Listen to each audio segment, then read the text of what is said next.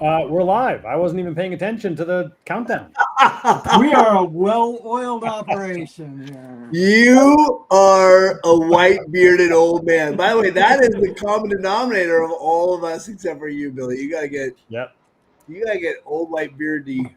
Yeah. Believe me, I can do it. You just got to give me a little advance notice. Well, tonight's the night because the Kickstarter is ending shortly, and by the time we end, you should have a big. Is that the new stretch goal? Is that the new stretch goal? We get that Bill grows a beard. You guys, can we take a moment and introduce our good friend Abraham Ben-Ruby? Abraham Ben-Ruby, ladies and gentlemen. Hey! Thanks for having me. Look at that. There's a My old dungeon party. Yo, we miss you. Your hair looks good, dude. Your hair. I got it cut today. I knew I was going to be in front of the Beetle and Grimm's corporate board, so I got my hair cut. And that beard, did you trim up your beard? I did. I went to a special man groomer. Wow. Fantastic. Are you are thinning? You're thin. You're handsome. I just can't wait to be enveloped in your big arms again. This is what happens when you spend a little bit of time away from us. You start getting better looking and cleaned up. And by the way, you're the only one. You're the only one here still. I gotta try this. Yeah, so funny. You're the only one still playing D&D. We don't play. I know. John, I still play with your compatriot John Ciccolini. Where is Ciccolini, by the way? Is he ditching out on us? He totally ditched out. Yeah. Some kind of child-related thing. It's lame. He's also not in this episode. There you Somebody go. gave Thank 5 God. charisma for Finally. the beard. Looks like Matt's internet is working now. I'm looking at the chat. I'm not used to watching chatting. It's fun. It's distracting. Looks like Matt's okay. Hey, so what we're doing here tonight? Can we go into that? So, you guys, we are Beetle and Grimm's. Beetle and Grimm's has a TV show called Faster Purple Worm Kill. We actually are in the middle of a Kickstarter. So this is a big, I don't want to lie to you, this is a big promotion, a big, hell yeah, get out there There you go. and support the Kickstarter. That's what we're doing today. So we're going to team watch an episode. I actually think this is the first game we actually shot. Is that right? Second Second. one. White. What was the first game we did? I think Costume Ball was the first one, the Eberron one. The other Eberron one. I think we did 2 Eberron ones on the first day of shooting for some weird reason. Yeah. That is weird. But this is the second episode we shot. We did 20 episodes of Fast Perform Kill last year. You can see it now on Plex and Amazon Freebie. Yeah, it's Freebie. Plex is where you can get it video on demand anytime you like, any episode you like. So it's a free app. It's super easy. Just grab it, and then you can watch Purple Worm all day long. You can, to your heart's content. If you like what you see today, you can watch this episode 1,000 times in a row. But tonight we're gonna watch. But we will be concerned.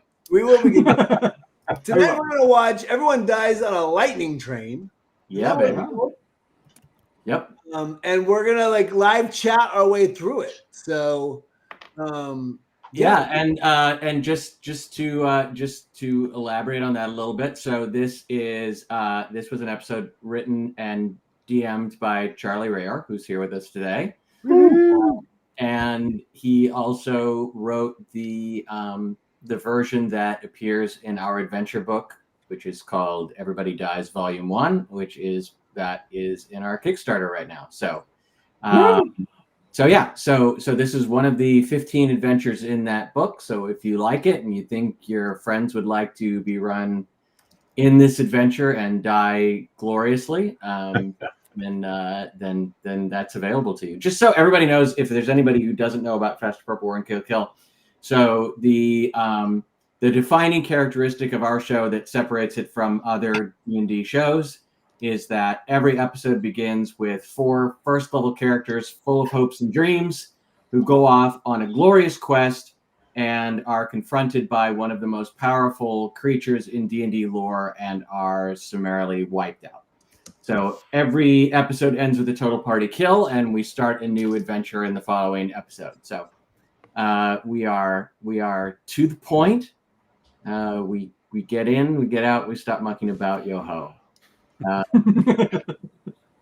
Let me ask you a question. Should our Twitch be just our signage? Who can see? Am I crazy? No, Oh, I think you need to be on the channel. The channel looks. I'm watching the channel. The channel looks like it's chat. Can everybody see? You can all see us, right? Because they're talking. They're talking about it. And we're doing amazing things here. So amazing. You guys, this is a Hootin' and Annie. We should. That's old man talk, but this is a damn good time. We try not to cuss on streams. Oh, do we? We do try. Okay. We fucking fail sometimes, though. I see it on Twitch. It looks like it's delayed a little. Well, it's supposed. I mean, that's it's just to make sure that Matt doesn't drop an F-bomb. So there's a little. Well, mine says offline. That's why. I think you need to just either reload or go to the Beetle and Grimm's Twitch. Don't tell me what to do, Paul. Get off my lawn! Get off my damn lawn. To let everybody know, so what we're going to do is we are going to watch this episode in a second, and we're going to start it up. We're going to watch it, and then what we're going to do is we're going to be in the chat. We're all going to be chatting in the chat while the show is going, and at the commercial breaks, we'll come back, and we'll get into what Abe's motivation was in that scene. It'll be insightful. We're going to talk about the craft of acting and being an artist. We're going to go deep. I'm going to tell all the stories about Scream that I've never told before. Sweet. We're going to dig into Without a Paddle, that's where I met Abraham Ben Ruby. We'll tell that story. We'll tell that story, how I knew that you were destined to be one of my best friends in the world. I know. That's a fun story, actually. It is a fun story. So we will tell that story, but we'll also talk a little more about the Kickstarter and what we have to offer. Let's start this stuff. Let's start this stuff. Right? No swearing. Right. Is there any other prep, Charlie? Anything you want to anything people need to know before heading into this? Yeah, but before we start, just real quick, what was the origin of this? I mean, this actually we did this at Guildhall, right? Yeah. Where we did one at Guildhall. You and I did this with our normal group. I think was the with the normal is in the people we used to play D&D with. Yeah, there's nothing normal about those people. There's nothing normal about that group. I think that was the first time. The Guildhall one I did was the Everybody Dies Conveniently in a Cemetery. Okay.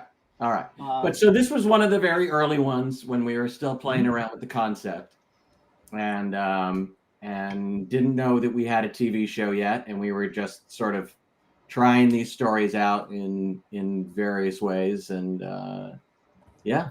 Yeah, I was going to say, I don't remember how it's edited at the beginning, but you might be able to see a discernible pause between when I start and when I actually take my first breath. You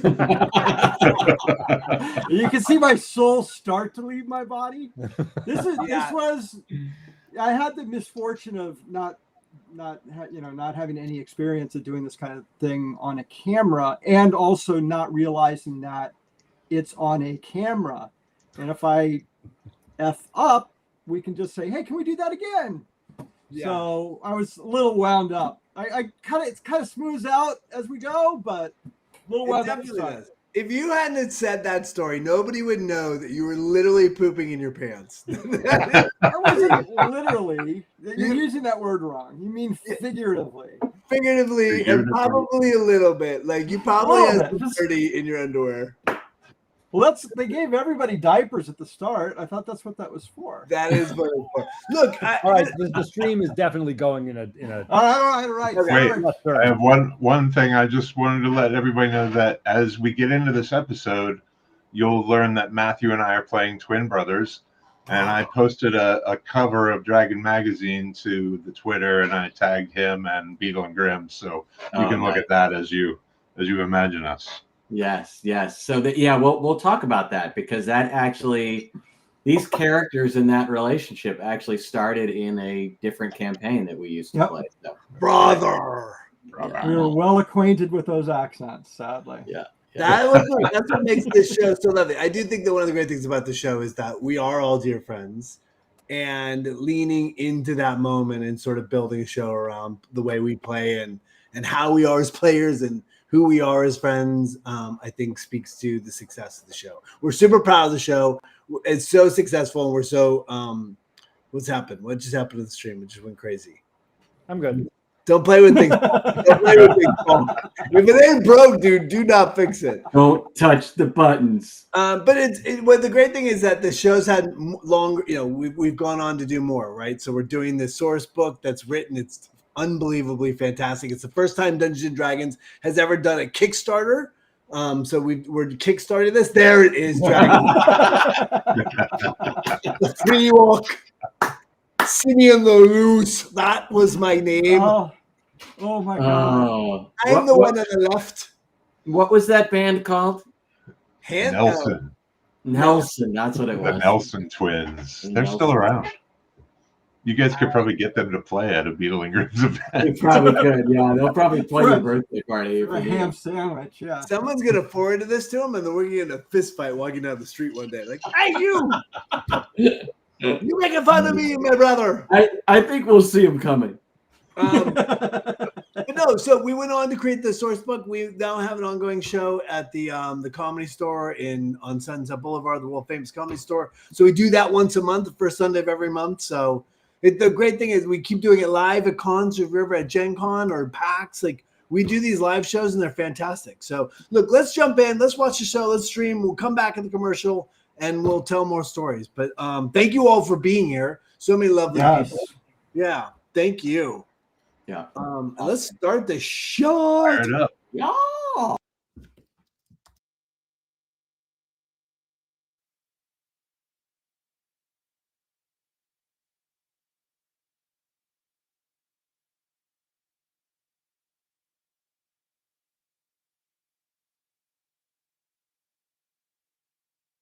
Tonight, 4 brave adventurers must free the only person who can stop a war. Will they succeed? Not a chance, because this is Faster Purple Worm Kill Kill. Are you ready to die? We're from the Purple Worm's bite. It's just a matter of time. Your HP declines. So watch out, the Purple Worm is coming for you. Watch out, Dracolich is coming for you. Watch out, the Jubilex is coming for you. Watch out, the Fatal Kraken coming for you. Watch out, the Demogorgon's coming for you. Watch out, everything is coming for you. Welcome to the show. Our first player, you know her from Relics and Rarities. Please welcome Deborah Ann Wool. An incredible voice actor of Overwatch and the star of Miss Marvel. Let's hear it for Anjali Bhimani. Co-creator of this show and the star of Without a Paddle, Mr. Matthew Lillard. And finally, the real star of Without a Paddle, Mr. Abraham Ben Ruby.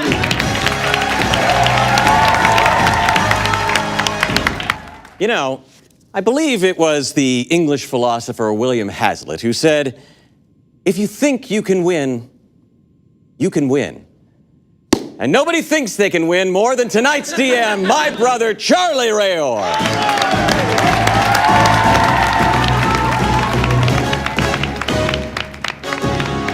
All right, we've got our DM, we've got our cast. We are ready to play Faster Purple Worm.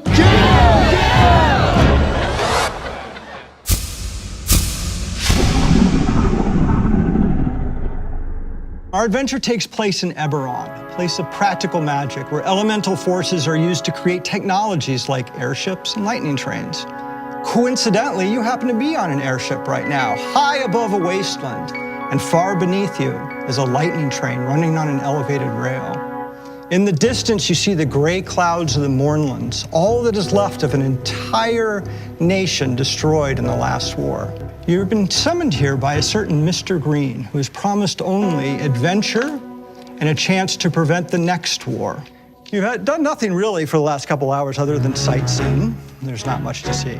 But eventually you were led below decks, deep into the bowels of the ship. In fact, you feel the wind rattling the timbers beneath your feet. You're led into a long room, and there are two figures in the room. A human fighter with chainmail and a huge sword strapped to his back, and the most enormous eagle you have ever seen standing behind him. It is almost as tall as a man, and it sits there preening its feathers, looking at you. As you enter this room, why don't you go ahead and tell us what you look like as you come in? Deborah, you want to start? Yes, wonderful. So I'm very old, man. Perfect. That's exactly who I want to go to an adventure with. I've got the white hair and the paint at the top that's all gone.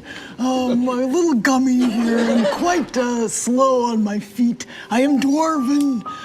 So bring on the ale. Real partier back in the old days. You'll see I've got a satchel with lots of parchment and quills and ink in it. I'm a clerical dwarf, you see. I do light filing and make copies and things like that. We're doomed. Oh my God, I just love him so much. What's your character's name? Oh, Franklin! Franklin the dwarf. Franklin the dwarf, the clerical dwarf. Oh, good. Okay, Yes. good. I'd love to go next if that's okay, because I love to talk. I really love to talk about all sorts of things. Hi, my name is Finley Fardwagon. It's very nice to meet all of you. I and my friend Franklin have spent a lot of time together. We met at the office. It's kind of a cool thing. It's kind of a cool story. But really, even though I like to, write things because I'm a market describing gnome, my real passion is music. I have this incredible soul inside me that no one really sees, mostly because I'm so short, no one can really see me, but that's okay. I love to sing, I love to do all sorts of things, I love to talk, I love to not talk, I love to eat soup, I love to do things, I love to do things. So, that's pretty much it about me. And yeah, good to meet ya. I quit. I quit the adventure, Charlie. I tap out. I have that effect on people. Yo, yeah.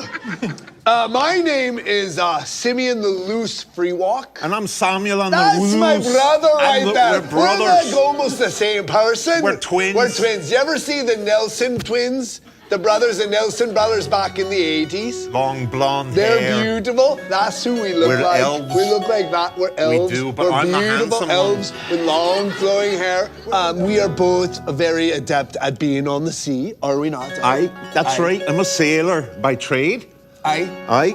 And Our father taught us that. Our father taught It's a us. skill that's passed down through generations of the free walks. That's right. I've sailed all the high seas and all the low skies, just like we are on this airship now. Aye.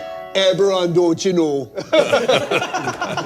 Mr. Green summons you in, and as he does, he's playing with this strange cube in his hand. Ooh. And as you take a seat, he sort of loses concentration and accidentally drops it. And from it springs a barbarian, 6 feet tall with murder in its eyes, with a huge axe and 2 more axes strapped to its back. And it says, I rage for meter and verse, for mine is the axe less traveled, and it has made all the difference. And as he says that, Mr. Green picks the cube back up, clicks the side, the barbarian whoosh, back into the cube. Says, sorry about that. That was a little demonstration of our newest technology, a barbarian in a box. It's a key part of our plans, but I will get to it in a minute. I thought I'd seen everything. I almost drew my scimitar against that thing. Bill, we got 2 NPCs now. Yeah. And so we have the barbarian. Yeah. And Love to we play have a the barbarian. eagle. Well, I was thinking maybe you should do the eagle. I can't really do accents, but I can do loud, so I'll do the barbarian. But we do need Okay, a name. but it's a talking eagle, right? By talking, you mean caw. Yes. But you can feel free to do some variations on that as play progresses. Emu. We are going to need Yes. a name for the barbarian. Oh, we are going to need a name for the barbarian. Could we get a name for a big, hulking, scary barbarian? Anybody? Gorthax. Orthax! Is that what he said? Gore. Oh, Gorthax! Gorthax. I like that even better. Gorthax the barbarian is our man. Gorthax is good. Gorthax. Well met. It is indeed well that you're here, because the world needs adventurers at this moment. The Lord of Blades, a renegade warforged and a powerful enemy of peace, has discovered a new weapon in the Mournlands, one that he could use to start the next war. There is one man who could stop him. Professor Drumwit from Morgrave University has discovered his plans, and he knows how to stop the machine before the Lord of Blades can start a new war. Unfortunately, the Covenant of the Grey Mists has kidnapped him and is holding him in an armored lightning train, which coincidentally is directly below us right now. That's right. I have my proposal here for you. It's a daring rescue. We shall drop from this ship, activating our feather tokens at the last second to land safely on the lightning train. It is indeed dangerous, but they will be writing songs about this day for 20 years, and you will have the satisfaction of stopping the next war. So what you're saying, we're doing this for a song, literally. You're not offering any remuneration in terms of gold. No, the benefactor, the person who provided the plans for this dangerous operation, and indeed this war eagle, which I have named Bagel because it rhymes with eagle, has generously offered a sum of 3,000 gold pieces per week for this operation. Oh my, 3,000 gold. All right. Now, there are a few things that have come up in our security check of your backgrounds that I kind of need to clear up before we go on. Brothers. Aye, that's us. We're brothers. We're brothers. I'm the handsome It's one. a little unclear in our dossier of you, but I need to know the incident. I was noted about 3 years ago in Sharn. Oh no. Something happened on a dark and stormy night involving a loaf of bread, a sack of copper pieces, Aye. a mysterious woman from Breland, and of course, a one-eyed newt. Yeah, that did happen. That's true. It did happen. The mysterious woman from Breland was a lute player. Aye. Aye. She got herself in a bit of a scrap, right? She found somebody that she would fisticuffs with, and my brother, he jumped in and took care of things in a moment's notice. Aye. Now listen, the eye of the newt is what we applied to the damages that happened to that person's face. Because somebody had said to us that there is medicinal elements of a newt. Aye. In the eye of a newt. What we didn't know You was put it in that- your fingers, you smash it, and then you smear it all over the booze.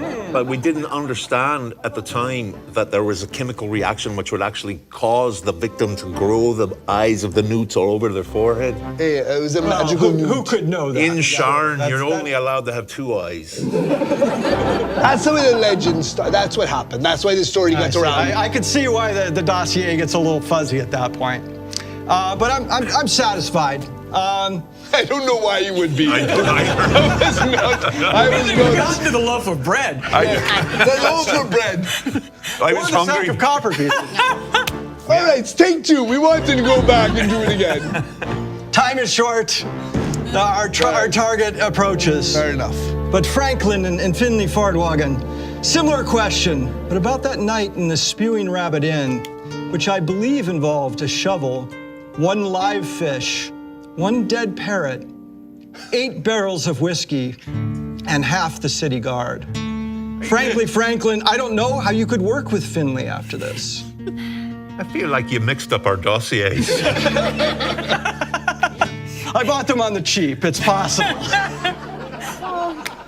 You know, I was trying some new things because as an artist, you really need to explore and push the boundaries of what is possible and explore the intricacies of the spirit, of the noble spirit. So, you know, I was doing this kind of performance art piece, and I brought a shovel along with me so that I could scoop up a bunch of dirt so that this parrot could sit on the dirt and then look at this goldfish that was sitting in a bowl. And it was going to show how from the earth comes the land walker, comes the water walker, comes the me. Made perfect sense, right?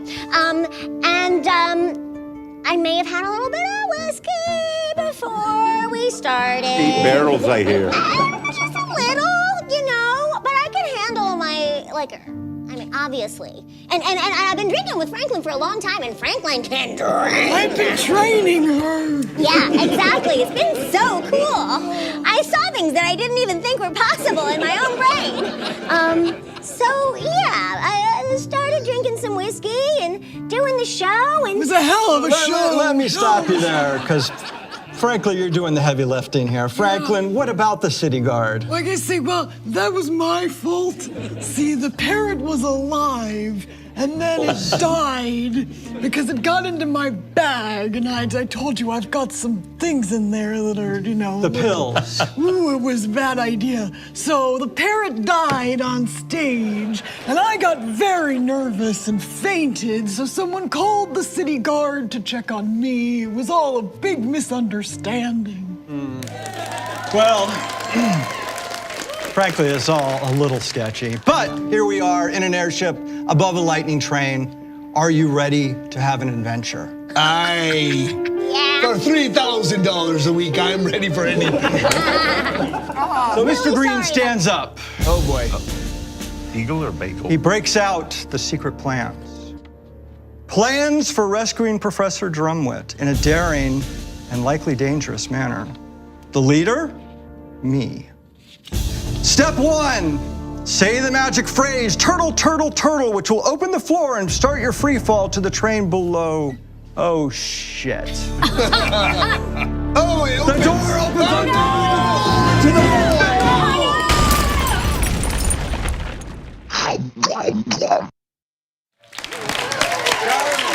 Charlie, tell us how much trouble the players are in. Oh, Well, honestly, I think it's better if we...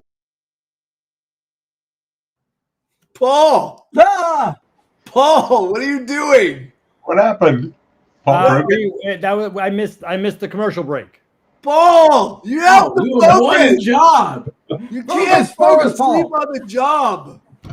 Sorry, I got distracted by the this I got goes distracted by the the chat. I got The distracted humor. by the chat. The humor. But I'm focused. Johnny's not in air traffic control or I'm something. focused. No. I'm also doing that a little bit on the side. But okay, so let's dig in and let's talk about what happened there. Paul, way to jump back in. You were so smooth there. Everyone just feels so comfortable right now. First of all, the people are talking shit about my accent. My accent is incredible. I don't know if you know this, but I'm a trained actor. Tell him, brother. Oh, you're trained, all right. Hey, brother. It's funny when we're doing those voices. I feel like it works. It's fun watching it. I'm like, oh, no wonder we don't play that campaign anymore. Why are you saying that, brother? I'm kidding. It's charming. So just a little background. So John Ciccolini, who isn't here tonight, is our usual DM. But there was one period of time where he was a little burnt out, and so I ran a campaign.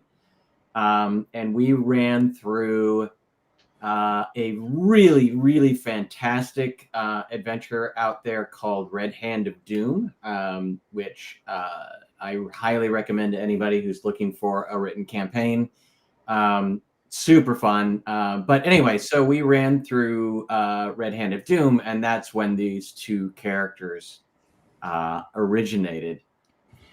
So we were really excited when Abe said yes to coming on to the TV show, and we knew we had to resurrect this glorious pair. The funny thing is, I think it's the only character I played during the entire run of the show that I've ever played twice. I mean, I playing. I mean, I played last night on the Glass Cannon Network. That show is going to be live next week, and not live next week. That doesn't make any sense, but it's going to be next week. And again, it's a new character every single time you play a new character, which is one of the difficult aspects of this. Because I play a lot, and because I play a lot, I have to come up with new characters every time. And as you can see, though my accents are fire, I only have a handful of fiery accents to bring to the table. So I always end up with my D&D accent, which is, what? I don't know what it is. I remember, one of the fun things for me is that, with the exception of stuff like this with the twins, which I did know in advance, but usually I have no idea who anybody's playing. And when Deborah Ann Woll came out with this old man character, I mean, it was to die for. It was just so funny and so unexpected. Really, really brilliant. She's wonderful to work with. And then I can't even believe how fast she's talking in this thing. It's all improv, and she just kills it. Very, very funny. Charlie, what was your take on your performance? What are your notes? I was under my desk, actually. I didn't see it. But no, it was not as bad as it's never as bad as you remember, or at least rarely as bad as you remember. The one thing I definitely was, I mean, when you guys were doing the character introductions, it was very hard not to just crack, because everybody was so fucking funny. Yeah, it's a funny show. And that, I think that both Ange and Deborah Ann Woll are as good as it gets, right? I think that they're fully immersed. They're playing their hearts out. And Abe and I are having a blast. So I think it speaks to the game. And I think it's, and Eberron's great. If everyone, I'm not watching the chat right now, but because it's no longer on our thing, but, Eberron, if you're also looking for a world to play in, Eberron's an incredible choice. I just think that it gives you such a different array of magic. In fact, the game that we're playing now at Beano and Grimm's, which we play once a quarter, is an Eberron campaign. It's just, I don't know. There's something about it. It's sort of steampunky. I think they hate that sort of terminology around it. They do, for sure, but it is an easy way to communicate it. It's sort of capture the vibe, but it takes place in the city of Sharn, and it's I don't know. It's just it's a really rich tapestry and different than anything else in D&D. I think it's so different. Yeah, and like we said, we ended up doing 2 Eberron episodes, and this was. So just for people who don't know, we shot the entire 20 episodes of this in a week and a half. We were doing 2 or 3 episodes every day. So this was the first day. We shot 3 episodes, and 2 of them just happened to be Eberron episodes. The one that John did, which is called Everybody Dies at a Costume Ball, which is also in the book, and this one as well. So it was a crazy first day. We still didn't really know how everything worked. The producers had contingency plans on replacing me as host if things didn't go well in the first day. The contingency plans, by the way, were me. I was going to have to jump in, and we would then be switching off every episode. But to Bill's credit, he's pitch perfect all the way through the 20 episodes and is yet to make a horrific mistake. I've had horrible shows. I have really shit the bed multiple times, but Bill never fails. Never fails. Wow. Let's jump back in. We'll come back and then we'll tell the story about how I met Abe and I knew that Abe was the one for me. Very sweet. Awesome.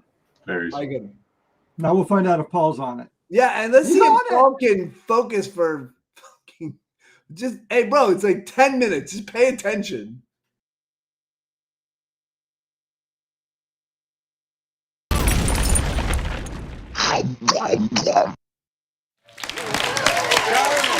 Charlie, tell us how much trouble the players are in. Well, honestly, I think it's better if we show them. So maybe it's time to get out the wheel. Yes, the wheel. Down to the wheel. Oh no, this is hard. If you're wondering the exact moment when our budget ran out. All right, it is the wheel of sounds that you will make when you hit the ground. We're going to say this is going to take about 5 rounds, which is honestly being a little generous. Okay. You're falling through the air. Mr. Green is with you. But before you can orient yourself, Mr. Green is snatched by a huge wyvern that comes out of the air. No! All that is left of him is feather tokens scattered and flying in the air with you. And that What about the strange plan? cube and the plan. No, that's what we want. As flutter are fluttering away. Oh no! No! What are you going to do? Oh, Well, that's easy. I'm going to grab something. And it's not going to be me, brother. I grabbed my brother, though. You're all drifting away. Far down below you, a lightning train is coming, but a lightning train is running below you, but it's getting closer. Charlie, what's in our grasp? What's in our range of being able to grasp? Nothing is in your immediate range. Okay. Do you have something in your? I'm screaming. Hello! What are we gonna do? Okay, I look up, and I rain! And I create water above that falls on the tokens to try and push it closer to us. Nice! Heavy hydraulic. Clever. How can that not work? Yeah, rain. There are so many ways it could not work, but let's say it does. And you do actually push a feather token closer. Yes! So give me a dex save to see if you can grab it. Okay. 16. Good enough. Now it's important to remember that unlike the featherfall spell, feather tokens only work for one person. Okay. I've been scrambling with my tiny arms and my tiny legs, trying to like dog paddle through the air to get closer to Franklin. And I would really like to try to grab. I like the visual. That's good. So you're getting a little closer. It's taking a little time, but you're getting a little closer. This is not my specialty, flying through the air, dropping. And we're right next to each other, brother, and you're holding me back. So what I'm gonna do is I'm gonna try as best I can to, as he's holding on to my foot, to try to do like a dex move and try to leverage pushing off of him, reaching for a feather token. Oh, you're gonna try to push him away. Yes.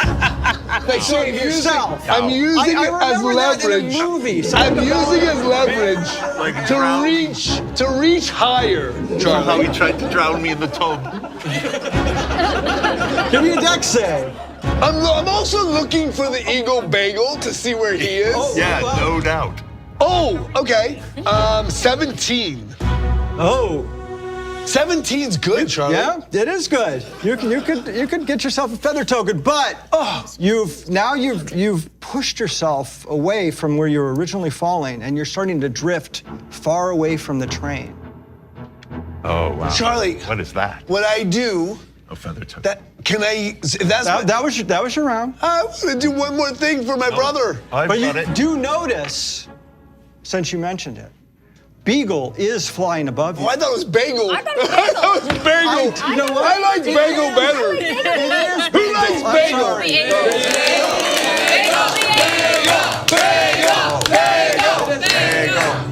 Thank you for immortalizing my mistake. And it is, in fact, what you use. Bagel. Yeah, okay, good. And he is flying, but he's being pursued by a wyvern. Oh. With some more distress, I think. Excellent. Find your camera. Find your camera. Better. Okay. Charlie, thank goodness my brother pushed me away, because I'm able to stretch out my elvish cloak like one of those squirrel suits. I catch the currents of the warm wind that lift me up into the midst of the feather tokens, and I pluck the last 3 tokens. What? He can't take 3 tokens. Of course I can. Watch You can't this. do that. Give me a roll. A 2. He can't do that. He can't do it. What are you doing? And aesthetically beautiful as this was, you have now drifted far away. Oh no! Warm up that wheel. Everything seems fine. All right. As we start the next round, the wyvern that ate Mr. Green flies up to you, still holding bits of Mr. Green, and sort of settles next to you, tucks its wings in a bit, and starts to fly with you, or fall with you rather. And he takes his tail and he picks a bit of chainmail out from between his teeth, and he says, "What the hell are you doing?" Did you know he could talk? Wyvern's talking? You did not know that wyverns can talk. In fact, you're pretty sure they cannot talk.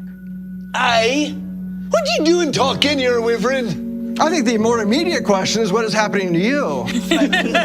Franklin, what are we gonna do? What are we gonna do? I have an idea what I'm gonna do. Sorry, I'm really loud. Can I reach this wyvern? Can I touch him, or how far away is he? He's about 20 feet. He's very, very dangerous in the middle of eating somebody. Darn. So Good idea, Franklin. I don't know. I've survived a lot of stuff, but I'm pretty tough, pretty leathery. We're all level 1, by the way. Can you tell? So this round is getting away from you. It's getting closer. Would you help us land, please? We can explain everything. We're gonna come into a lot of money in like a week. Oh no, that sounds more like it. Tell me more. Would you like 1,000 gold pieces? We're flying through the air. To My get us face is safely flapping. on that train. I want to tell you something. I've always loved wyverns. And another round goes away. There are 3 rounds. Okay, You do notice that the eagle, which is being pursued by a wyvern, has dodged close to the ship, and the wyvern rams the ship. And the eagle swoops down towards you, grabbing the plans in its beak as it comes. Thanks, Bagel. Thanks, Bagel. Bagel. I'm gonna, as I'm dog paddling, I realize, wait. And all of a sudden, I think really hard, and my one hand starts to grow really big, like a ghost hand, and a ghost hand comes out, and the hand flies up and grabs onto one of the feather tokens, because I cast Mage Hand. Oh, very nice. I'm the only one who's gonna die. Well done. I have got one. You've got one. You've got one. He doesn't have And one you're yet. just Doesn't falling. have one, and you guys are kind of spread out now. Even if you had the feather tokens, you're going to miss the train. There's got to be something about this wyvern. I'll say, there's got to be something going on. We're talking to a wyvern. I know, it's very strange. Squint at it. It is not real. Just squint at it. The wyvern's still there. And quite frankly, he looks a little disappointed that you're all squinting at him, trying to make him go away. No, we're trying to figure out what you are. I am a wyvern, but I am a special one. Yeah. The question is why, but none of you seem to want to. We do want to know. This is a riddle. We need to answer the riddle. How was I awakened, you ask, since you are not? How were you awakened? Thank you. Well, let me tell you. It was something I ate. A paladin, I think. And he had a strange magic gem with him. And the next thing I knew, I was the smartest wyvern in all of Corvair. Which, I have to tell you, after spending a lifetime with wyverns, is not saying much. Maybe we should eat a paladin? Maybe. But I've always felt bad about eating the paladin. He was with another adventurer, a druid, I think, named Bongwomble. And I kind of wanted to apologize with him and have a talk with him. He seemed fascinated with wyverns, but I was hungry and the paladin was there, and the excitement got over me a little. And Simeon, you have an uncle, Bongwomble, who was a druid and used to be very interested in wyvern studies, but then abandoned it strangely, and you really don't know the story behind it. And now I do. Now you do. Talk faster. Round 3 is gone. 2 rounds remain.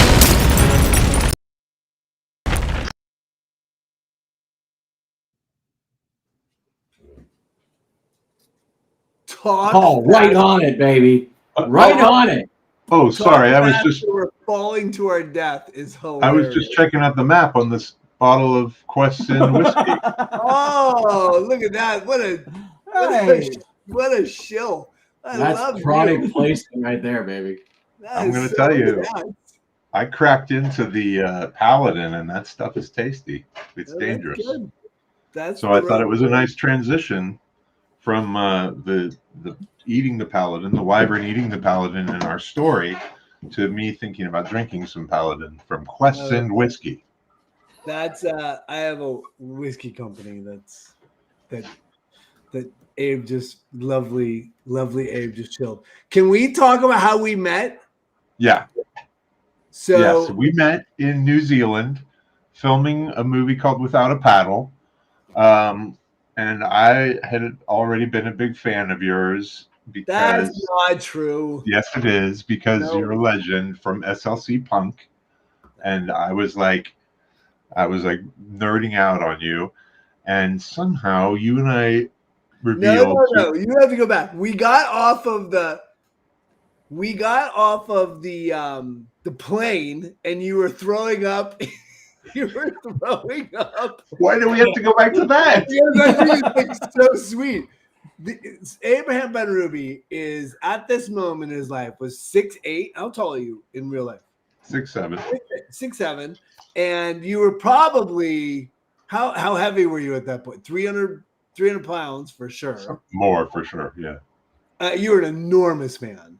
And we had just flown into windy Wellington, which is New Zealand, which is where Weta is, which is where they just shot Lord of the Rings, which comes back into the story.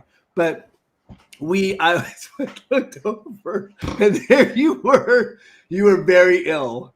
And you were very sweet, and you were mortified. I didn't mean to embarrass you in this moment, but no, I was that's like, fine. oh my God, this giant man is so vulnerable right now. It's it's a wonderful little insight into show business, because what they do to actors is they'll fly you halfway around the world, and instead of taking you to the hotel where you can they'll take you directly to your wardrobe fitting. So you have to meet. So whatever state you're in, you're meeting the whole new crew with your smelly underwear and everything from the flight. Anyway, sorry. Digression. So long story, way too long. We get to, so they do the last in the Name of the King. A Dungeon Siege Tale is not the right movie. Nope. That's a good Lillard movie though. Not a good movie. Let's do a watch party of that. You should. No, I will.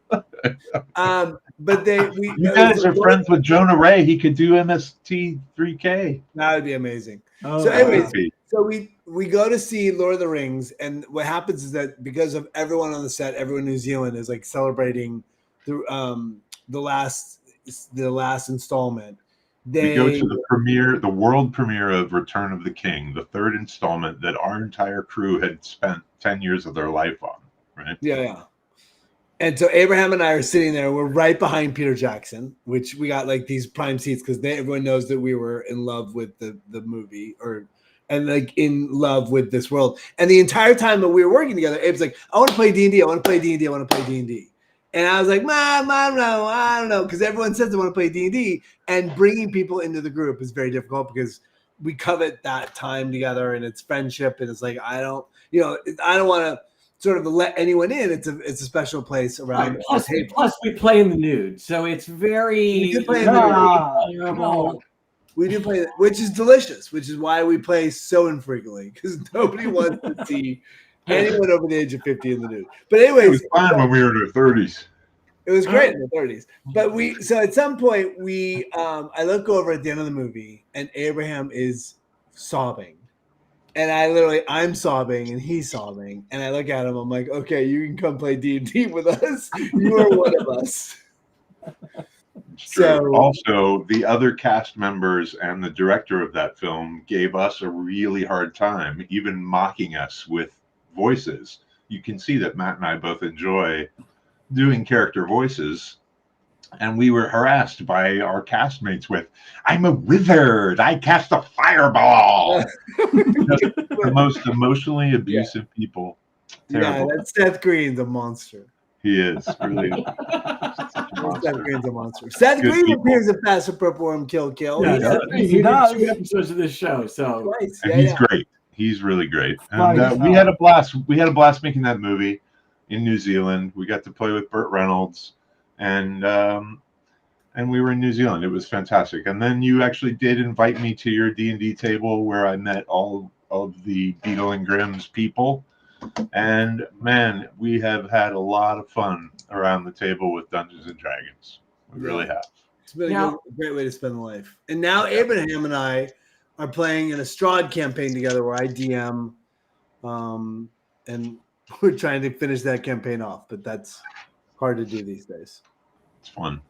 And I'm playing with another Beetle and Grimm's man. John Ciccolini is running us through Fandelver, the obelisk, the broken obelisk, which is super cool.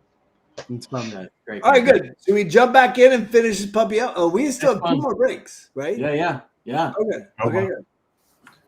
All right. Let's go. Take us away, Paulie. 2 rounds remain. You took half the round talking. That's not The time for backstory. We didn't build in a monologue in the rounds. You should have Hey, what are we gonna do, brother? That's our uncle. Maybe we should plead with this. I spit all over there, sorry. Maybe we should plead with the wyvern to save us because we are kin. You know of our kin. Go on. So, perhaps you could take it upon your great wyvern heart to save, if not all of us, just my brother and I. Why am I your kin? No. Why am I your kin? Look, You know our kin. It's our uncle. And he lives? Aye. We are falling to our death. Please, eat faster. Oh, please, Mr. Wyvern. Very well, I accept. Hey! On your honor. To bring him back to me, so I may apologize to him and learn and educate him. I just want you to know we really appreciate. Yeah. We really appreciate you saving us. Very well then. And he swoops forward and grabs you with his talons. Wait, are you saying that we made this for nothing? Well, he doesn't have one. We could still drop him. Oh, all right. Oh, wait. How close is the plan? The plan is in the eagle. The eagle has the plan. Is in the eagle. So I am gonna send my mage hand super fast to grab another feather token and hand it to our boy. Samilon. In your mouth? Yeah. I dropped it! Oh no! I grab mine because I'm with the wyvern and I throw it at my brother like I used to throw acorns at his head. I duck just like I did as a kid. You're gonna die. They've got the weird sounds. He got it. He got it. He's fine. Well, very conflicted about this. And you see, yeah, and put that, and the eagle grabs this cube as well. Okay, thank you, As he Eagle. falls.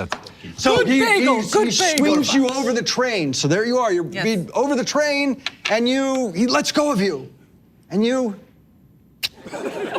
touch your feather token. You fall gently to the table. Nice.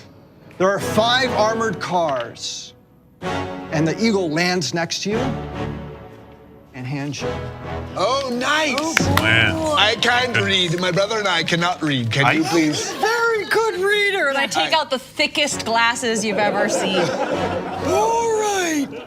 Plans for rescuing Professor Drumwit Oh boy. in Maybe a somebody else daring should read. and likely dangerous manner. Step 1, say the magic phrase. No, we already did that part. Important, hand out feather tokens before saying magic word. All right. Step 2, locate prison car. I think we're found it. It's right underneath us. There are 4 decoy cars Oh, and boy. 1 real one. Important! The decoy cars are certainly trapped, so don't open them. But they don't give you the code. Nope. Is there no other part of the plan? Nope, we Oh just boy. So we're on this car, Charlie. Which car are we on? The first, second, third, or fourth? Third. Okay, so I'll go, brother, you go back 1 and I'll go forward to 2 and then we'll meet in the middle. I'll stay at this one. It's probably best. A little slow. Yeah, he's a little bit slow. I'm Each super car fast. indeed has an access hatch on the top. I'll go to the far one. Okay. I'll go to the super far one. Start by examining the one on this car. Okay. It has carved into the steel 5 letters. Okay. Y, O, C, E, D. Okay. Okay. Okay. Right. Sounds good. I don't think this one's it. That's decoy backwards. Decoy backwards. What's on your hatch, Nelson? I just One? want you to know I solved the riddle. It's decoy backwards. I want you to know in my entire life, Simi the Loose has never solved the riddle. And then I'll check out the second. So the second one has Yep. the same letters. Okay. Okay, in the same order? Yes. Okay. Oh, You're on the I'm on the super far one. I want to see what that Okay, one so there are 5 cars. You guys landed on the third. You've looked at the Second third and the first. second. Yeah, she's going to the She's first. going to the fourth. You're going to the 4th. I'm going to the back. Okay, you're going back. Front. Yeah. Okay. I'll just I love the adventures just like all of us going this way. Where are you going? I feel the tension On the trees. fourth car, Yeah. it's a different word. Uh-oh. What is it? L L A A E-R. R. L-A-E-R. His voice said, L-I-A. Yo said is number one. I don't think it's Yo this said I'm one. number one. You don't think it's that one? No, it says lawyer. Why? Oh no. Oh, it's real backwards. I think we just go in the name of time. I think we just go in this with cart. the real. Who's got the cube? The cube. The Barbagues. We need Gorth back. The eagle hops forward and presents you All the right. cube. Who wants to hold the barbarian? I think you should. You can see she shakes a little bit as he takes it and puts it in his bag. I'll grab the top hatch and open it away from each other. Okay. Do you look in? Nothing happens. Yeah, I'll look in. There are 6 guards with spears and shields, and they all look up at you. It's a good opportunity for Gorfax. Drop it in. Drop it. We'll I drop Gorf. tap it or whatever, and I drop it in down the hatch. And I'll shut the hatch. There's a tick, tick, tick, whoosh, and then the sounds of battle. Nice. Good. Like that. Good. Very much like that. Cool. Franklin takes an ear horn out of his bag to listen. And then there is silence. That's good. Then there's silence. Seems like we won. Well, this wasn't that hard after all. Well, I'm gonna come back, and I've seen Gorthax before, so I'm gonna think really hard and just think the words, Mr. Gorthax, are you in there? And just send a little message inside to see if Mr. Gorthax is still alive. You hear a thought back that says, deluded dawning, why an outstretched dead wing falls, enjoying the blade. Okay, well, someone named Gorthax is okay down there, so I feel like it's not a common name. I've never heard it before, but I don't know. It could be like, I don't know. It could be like Semyon and Samyon or whatever your names are. I'll open it and see if anything's down there. It's a scene of slaughter. Oh. All the guards have been hacked into component parts. And the barbarian is leaning against the wall in the corner, slumped down with spears sticking out of him, writing in a journal. My kind of guy. He's a real artist. I pushed my brother down the hole. I'll jump down first and I'll say to him, Gorfax, your work here has paved the way for us to be successful on this adventure. I just want you to know your words will not be forgotten. Thank you for writing them down, brother. From one warrior to another. In this room, Yeah. there is a huge wall and a strange lock on it. And as you look at it, it snaps open and an eyeball looks out at you. Guys? Oh boy. Yes? Is there anything else in the plan? There is a step 5. All right. Open the door to the cell. The lock is an intelligent clockwork automaton named Ogred. We'll open the lock with a passphrase. Shall I say it? Aye. All right. I look the thing in the eye. Ogred, hello. Susie works in a shoe shine shop. Where she shines, she sits. And where she sits, she shines. Nice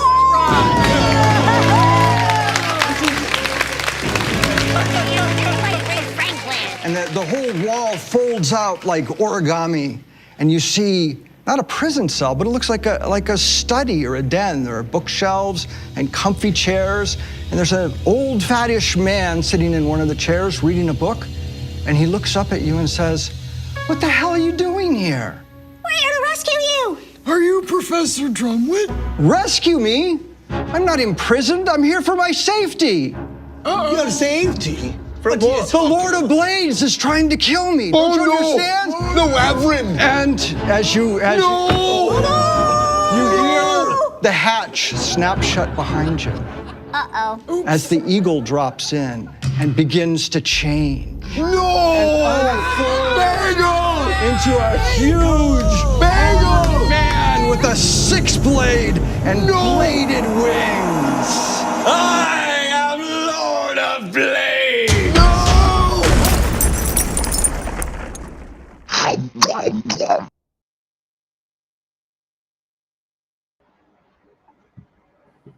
That's more or less right. Yeah, baby. I get some shit to do. Well done. I'm shocked at how great these cliffhangers are. Charlie, when you were building out the game, did you set up for the cliffhangers, or did they just cut? Here's the funny thing. So wait. We have to. Abe Ben Ruby, the master of product placement. Sorry, what? What is I was just catching up on some of the rules to Ring of Chaos. Beetle and Group's latest game. I got my copy. Too bad you're in Canada. Man. Oh, you're hilarious, dude. Super cool. But super cool. What is this creature? Which creature is that? We don't sell those, Charlie. You're We don't sell them yet. You should come to meetings. God damn it. So real quick. So each show we shot for probably an hour. We tried to shoot for an hour. Most shows went for like an hour and 20 minutes. We cut them down. I think the entire production team did an incredible job cutting to these cliffhangers. The cliffhangers are fantastic. Yeah. Bill Ray, keep it there, bro. Keep it right there. Keep it there for the rest of eternity. Bill Rayor, action star. Forever. Action star. You might have to print that. The answer to your question, though, Matt, was yes. We had cuts, set up. Yeah. But it's all improv, so yeah. You kind of hope you end up, and certainly, I mean, as you know, certainly some of these were better at hitting our cuts than the others. Yeah, I can't speak for you, but I'm guessing that first act went on a little bit longer than you expected. Yes. Yeah. Yeah. So that would be an example right there. Yeah. I think it's always the case with D&D where you can. It's really hard to tell how long some things are going to take because somebody's going to do something weird, or they're going to do something funny, or things are going to go exactly the plan. But yeah, I misjudged.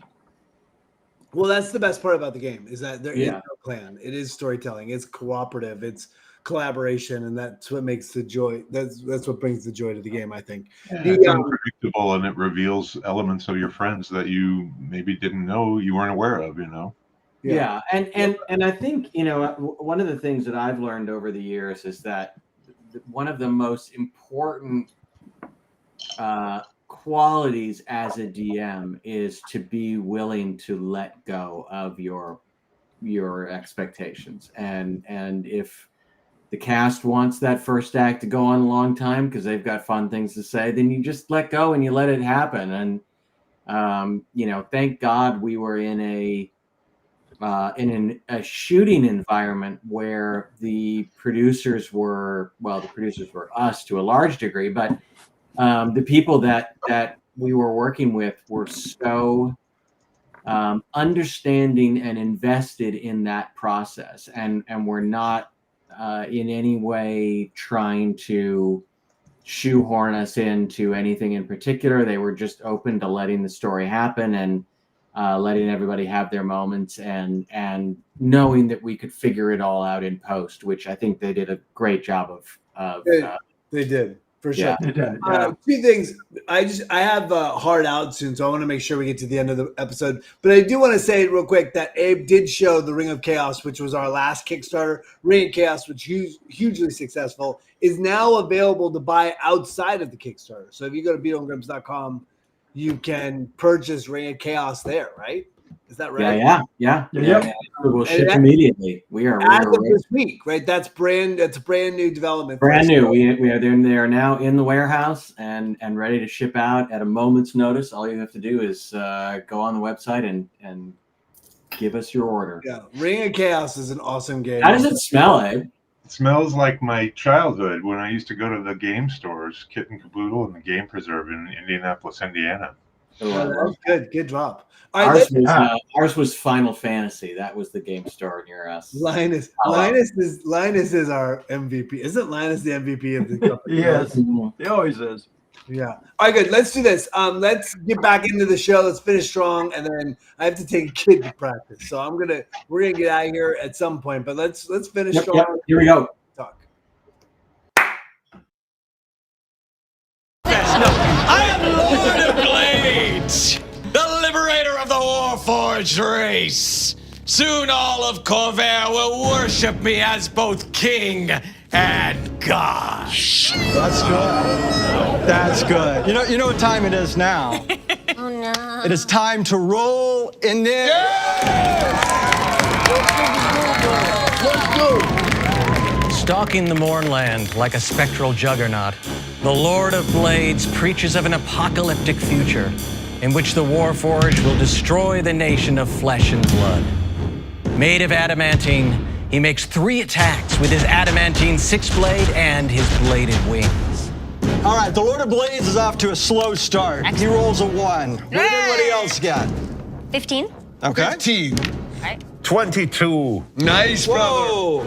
An 8 for me. Yeah, you're going last. Oh, yeah, that makes sense. All right. What are you going to do? Lord of Blades, eh? Lord of Blades, I am. Well, perhaps you'd like to taste the blade of my rapier. Get him, brother. In one of your armory chinks. Bring it. I accept your challenge. I lunge forward, doing a level 1 thief move. Very exciting. Yeah. No, I draw my rapier in one smooth move and jam it in under his armpit. Not that On one. the table. Boom. Oh, missing poorly. Oh, end of game. Oh, what? My sword bends on the armor. Sad. Sad. He says sad. And he takes a legendary action. No. And returns your attack. Wait, what now? He brings his 6-blade down upon you. When you say 6-blade, does that mean it's got like? It's like a staff with 3 swords on the end of it, so 6 blades in total. Hence the name 6 Blades. And the Lord of See, we're Blades. getting an education here. We're getting an education. That's the hard. So That's a little on the I don't know nose, if he right? hit you. So yeah, that was a 28. That's not funny. Wait, Why are you laughing? I'm carrying the 4. Yeah, I mean he nicks me. That's me, brother. All right, that is then 25 slashing damage and 8 force damage. Oh yeah. How you doing? Which you one? okay? Which one hits me first? Oh, I think we go slash first and then force second. Oh yeah. Well then, 6 blades, right? So that means 6 cuts. That's 9 pieces. 9 pieces of me get blasted away. All right. 9 handsome pieces. 9 handsome pieces. Brother! I love you, brother. Brother. Save Other me. brother. Save me. Too late. Ugly brother, your turn. I want you to know something. Yep. That was me, brother. I will charge Charlie, and I'm going to vanquish my brother's death. I don't think that's Don't. You're dead. It's not vanquish my brother's death. What is it? Vanquish the foe, or you can avenge the death. Avenge! Avenge! It's avenge. It's really not important. Take 2. Charlie! Yes. That's me, brother. Yes.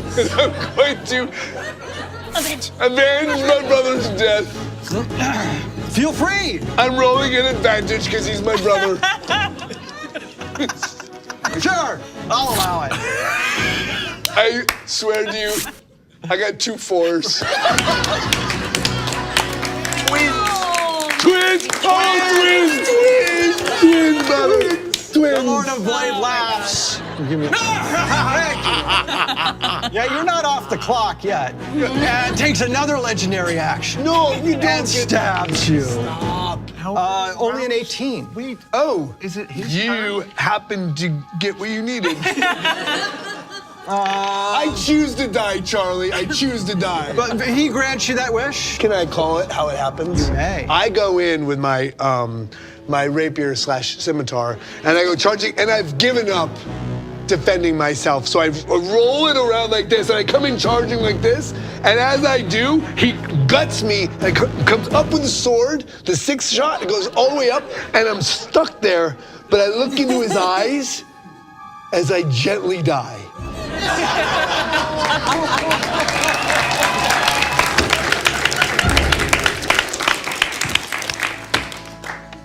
Finley, you've seen 2 great acts of ridiculously unplanned heroism, and now it's your turn.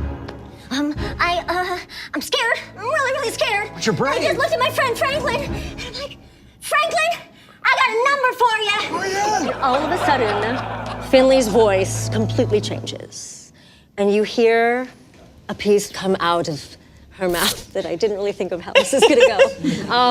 Because it's just going to inspire you. I'm just going to inspire you. Okay. My friend, this may be the end, but if I'm going to die, please know that I believe in you. Tears, get caught in the wrinkles on Franklin's face.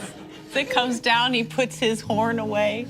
I just wanted to inspire you so that if we go down now, it happens together and you're feeling really good when it happens, okay? Sweet girl, you always inspire me. And I turn towards this blade thing and I go, fine, you were ready for the brothers, but you weren't ready for me to bring the thunder! And she runs forward as close as she can get, jumps up and goes down into 3-point hero stance, and all of a sudden, this thunder ripples through the bottom of the car, and a wave of thunder comes toward you, and does... I'll make the save. He does not make the save. Yes! So now, this dude is gonna take 3D. I think I should take 3D6 because I believe in myself. Yes, you do it. You do it. He takes 6 damage. Oh, that's and what happens? He's pushed away. He's pushed far, far, far, far away. 10 feet. 10 feet, which is really far for me. How much damage was it again? 6. Ooh, that brings him down to 189.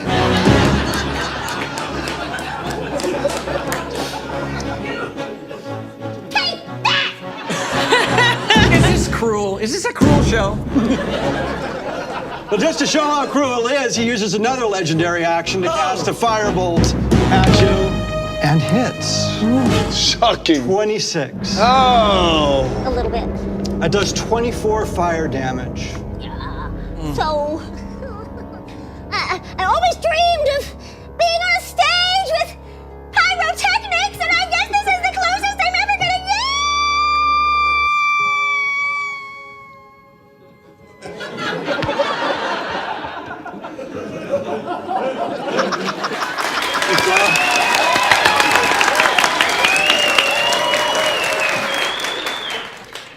Franklin's lived a good long life. And as he steps forward, his loafers squishing on the remains of his friends, he looks at the Lord of 6,000 blades at the other end of this train car. He says, I have friendship on my side. And as he does, he takes out his pill pack. He goes, I never liked Mondays. He opens up Monday, knocks out the pills, and he throws them. At which point I cast Guiding Bolt. Oh, okay.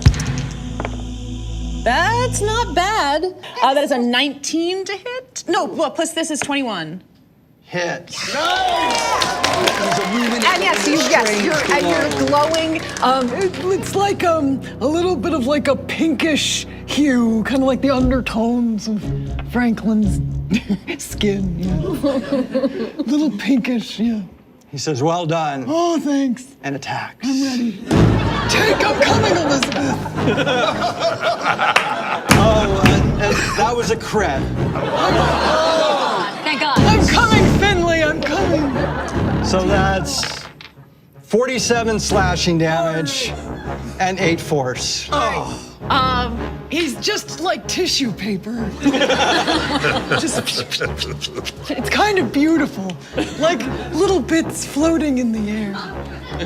As the last bits float to the air, the Lord of Blades walks towards the professor and says, "Class is in session." All right, our battle is over, but the show is not quite over. We'll be right back.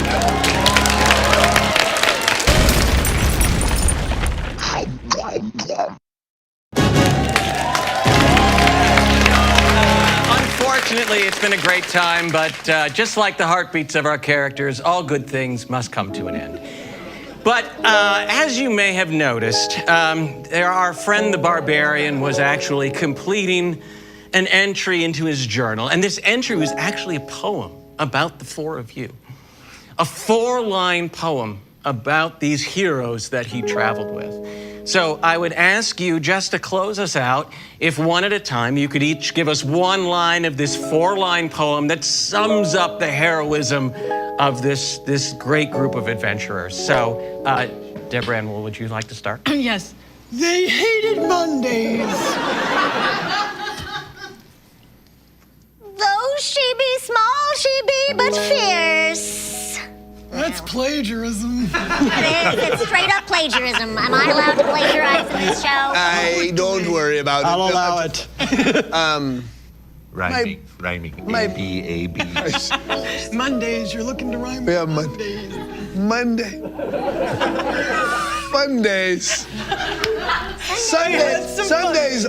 Sundays are no fun either, for the record.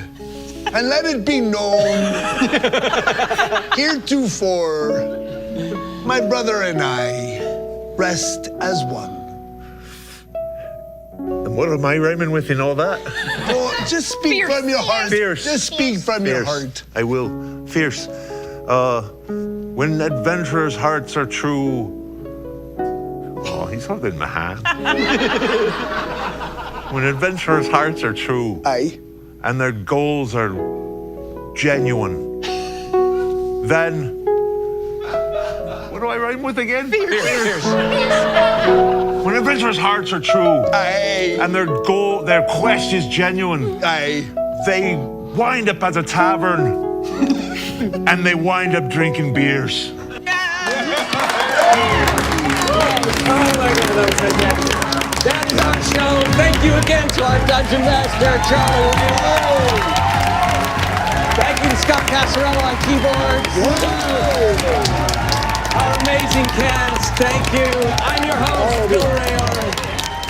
Please come back next time because there's always a chance, except here on Faster Purple Worm. That's our show tonight. Watch out, the purple worm is coming for you. Watch out, Draco Lynch is coming for you. Watch out, the Jubilex is coming for you. Watch out, Sarah is coming for you. Watch out, for Baphomet is coming for you. Watch out, the Fatal Kraken coming for you. Watch out, the Demogorgon is coming for you. Watch out, everything is coming for you.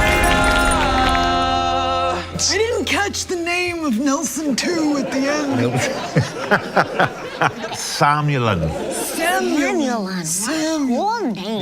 He did it just to make it hard. No, Samulin. it was our parents' Simeon fault. and Samulin. I might still be Nelson 1 and Nelson 2. Perfect.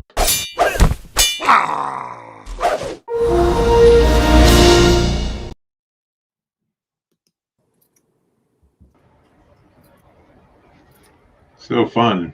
Hey, Ed, what you got there? Oh, well, this?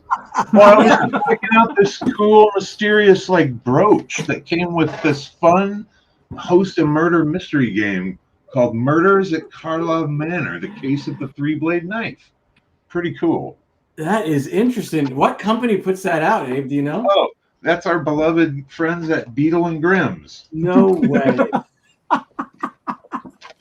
So good. You are invited Check back. is coming, Abe. You are nice. You know, I only work for the product, so Is my internet bad?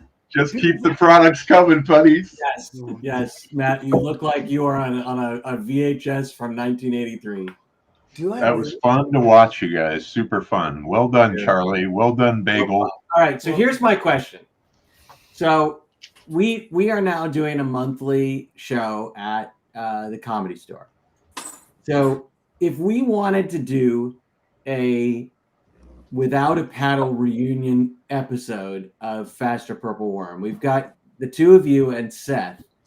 How do we fill those other two spots? Can we get girls? Because we do actually get girls from time to time. Yes, unlike when we played D&D in the 80s, we actually get girls. Those two hippie girls would be fun. That would be super fun. We could totally do it. Right? Yeah, we can make that happen. Yeah, I think that would be amazing. Yeah, that would be hilarious. It was the 20th anniversary this year somehow already. Yeah, good Lord. That's got to be that doesn't work math wise. It was only we can't be that old. Well, no. Well, Addison was running around set as like a sub 1-year-old. No boy. Yeah. Crazy. Yeah. Yeah. You guys, super fun show. Abe, did you have a blast? It's fun. I right? did. It was really fun to watch. Deborah Ann Wall's great. Angela is fantastic. Charlie, you were amazing. I love it. It's good times. I hope we get to make more of these somehow, some way. Yeah, me too. We've got. I mean, we're committed to keeping the show going. I mean, whether it's live or whether we've talked about doing a mini tour. We've talked about, sort of getting out there, getting on the road, and having a blast, and sort of putting it in vans and bouncing around the Pacific Northwest, and like that's our whole thing about this company is following joy, right? We want to make things that bring us joy. We want to make things that bring other people joy around their tables. I mean, the four guys that are running the company now day in and day out all had day jobs and have left that to chase their joy and chase their passion. And, and as in a serious note, I mean, these Kickstarters for companies like ours, we're little independent companies. 4 men work day in and day out to provide all the elements of Beetle and Grimm's. And so this Kickstarter is super essential for companies like ours. It's the lifeblood, and it will help keep this company going. So if you love us, if you love this kind of products that we produce, if you love Faster Purple Worm, Kill, or if you're just a fan of D&D and supporting young and sort of up-and-coming companies, please consider, not young, we're certainly not young, but please consider. The company's young, we aren't. The company's very young, but please consider supporting the Kickstarter, because the truth of the matter is that, it changes the trajectory of our future, and we would, deeply, deeply appreciate the support. Yeah, and fan. Sorry, go ahead. I was just going to say, as a fan, everything I've gotten from Beetle and Grimm's is really high quality. The boxes and the books and the maps and the handouts. I remember when John ran, I think he was running Witchlight, and there was like this metal stream, not to spoil it for people, but there was like this stream of metal rules, maybe that was Avernus. Avernus, Yeah. He clacked them out, and it was just like, it's such an epic moment. You guys have changed the way the game can be played. Yeah. Plushie. Plushie. Yeah. We actually haven't announced this yet, but if any of you are coming to PAX U in Philadelphia in December, we'll be doing a live show of Faster Purple Worm there. So look out for that. We'd love to have you. And yeah. Anything else, guys? I'm just so embarrassed. My internet's so bad. I had no idea. The whole stream, the whole chat's become about my stupid internet. So we'll work on that. I'm going to work on that. Not my strength. All right. Well, thank you everybody for coming. Yep. Really, really lovely to have you all, and we really appreciate it. This was a ton of fun. Abe, so glad to have you. Thank you so much for joining us tonight. Pleasure, my pleasure. Good to see you, buddy. Generous of you to show up, and it was great catching up. So. And are we doing one more next week, Bill? Yeah, I think we're gonna try to find one more to do. So yeah, we'll try to do another one maybe Monday or Tuesday, something like that. Yeah, that'd be good. I think we should. I mean, we have the Glass Cannon show next week. Yep. But we definitely want to finish with a bang. Again, you know, if you can tell friends, that'd be fantastic. It helps spread the word. That'd be great as well. So, it was fun to watch it this way. I hope this leads people to go look at other episodes. Really fun.